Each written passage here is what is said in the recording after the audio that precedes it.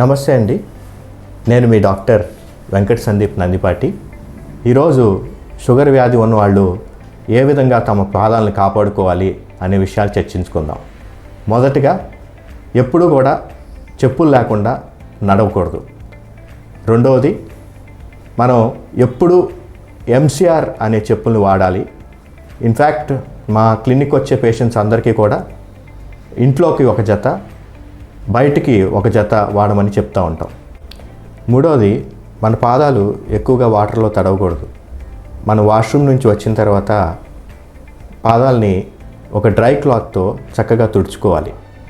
నాలుగవది, మనం ఉదయాన్నే చెప్పులు వేసుకునేటప్పుడు చెప్పుల్లో రాళ్ళు కానీ ముళ్ళు కానీ ఏమన్నా ఉంటే వాటిని తీసేసుకొని వేసుకోవాలి. ఇలాంటి మరిన్ని ఇన్ఫర్మేటివ్ వీడియోస్ కోసం మా ఛానల్కి సబ్స్క్రైబ్ చేసుకోండి. Thank you.